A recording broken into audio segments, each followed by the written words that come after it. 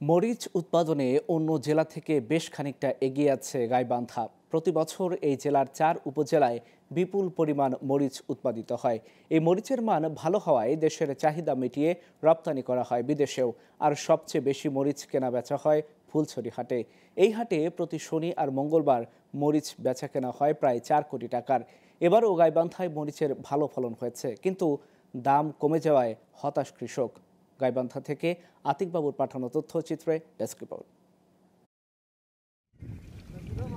গাইবান্ধার পাশ দিয়ে বয়ে গেছে ব্রহ্মপুত্র ও যমুনা নদী, আর এই দুটো নদীকে ঘিরেই আছে সুন্দরগঞ্জ, শাহঘাটা সদর ও ফুলছড়ির ১৬৫টি চর, যেখানে প্রতি বছর উৎপাদন হয় বিপুল পরিমাণ মরিচ। প্রতিদিন সকাল থেকে কৃষকরা নৌকা বা ঘোড়ার গাড়িতে এসব মরিচ নিয়ে বেচতে যায় ফুলছড়ির হাটে। এটাই এ জেলার একমাত্র মরিচের হাট হওয়ায় আশপাশের জেলা থেকে আসেন ক্রেতারা। ভিড় জমায় বিভিন্ন কোম্পানির প্রতিনিধিরাও।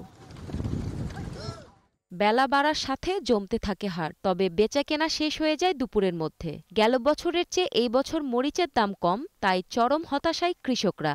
এই ফুলছড়িতে মোটামুটি ভালো মাল পাওয়া যায়, অনেক সুন্দর মাল পাওয়া যায়, দামে দরে ঠিকই আর কি। বগুড়া জেলা এবং গাইবান্ধা জেলার ভিতর সবচেয়ে বড় মরিচের হাট এটা। এখানে সবচেয়ে বেশি মরিচ আমদানি হয় এবং সবচেয়ে বেশি ক্রেতা এই হাটে উপস্থিত হয়। হাটের মধ্যে বোঝাই ক্রেতা কম, দামে কম, আপনার নিতেছে না, সারের দাম বেশি, গৃহস্থ হয়েও তো মনে করেন মরে গেছি গা। মরিচের বাজার যে বলে যে ৯,০০০ ৯,৫০০, কিন্তু যে পরিমাণ খরচ করছি আমাদের ফসল যেরকম হয়েছে ওই রকম আমার তো এই বাজারে চালান টাকা উঠে আসছে না। এ বছরে শুধু গাইবান্ধাতেই ১৫০ কোটি টাকার মরিচ বিক্রি হবে বলে আশা করছেন এই কৃষি কর্মকর্তা। আমরা আশা করছি প্রায় ৫,০০০ থেকে ৫,৫০০ মেট্রিক টন আমরা শুকনা মরিচ পাবো। এতে করে দেখা যাচ্ছে যে এই গাইবান্ধা জেলাতেই প্রায় ১৫০ কোটি টাকার মরিচ আমরা বিক্রি করতে পারবো। তো যেহেতু গাইবান্ধা জেলার মরিচের উৎপাদন বেশি, কৃষকরা লাভ পাচ্ছে, আশা করি আগামী বছরগুলোতেও গাইবান্ধা জেলাতে মরিচের আবাদ বৃদ্ধি পাবে।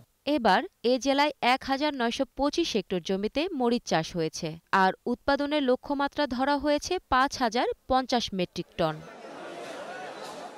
Global television news desk.